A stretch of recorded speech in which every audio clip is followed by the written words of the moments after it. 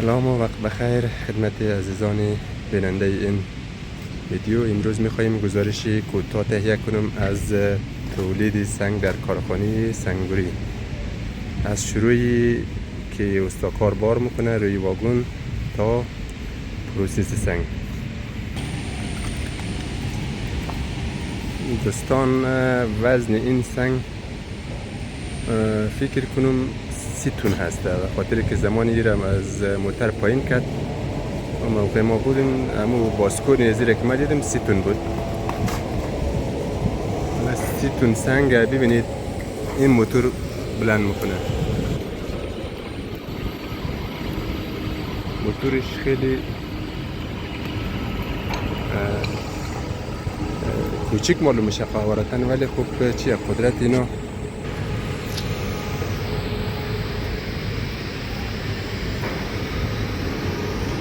این گیربکسش خیلی قویه، یعنی سنگ 30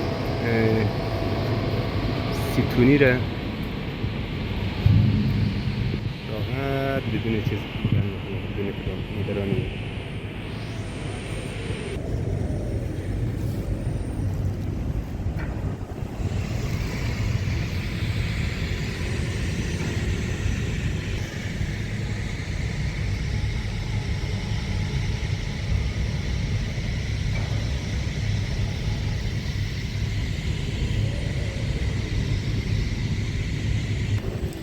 ببینید واقعا سنگ بزرگه.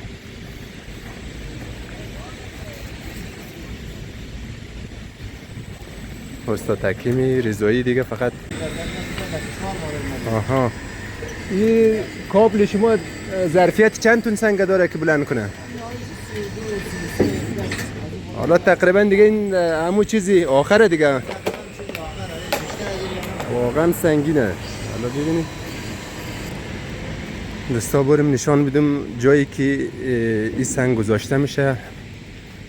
واگن، روی واگن از اونجا میره زیر غلبور میبره، بعد موره روی چیز از اونجا پروسس میشه، تولید میشه، روی دسته میره. از دسته دیگه انشالله باز مشتری های خوب که گیر بیایونه و خیر فروش میشه.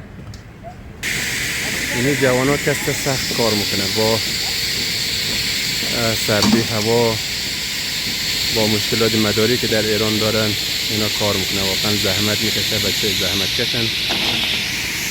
دستا سنگ از اینجا که بار شد دقیقا اینجا قرار میگیره، و از اینجا وارد کارخانه میشه.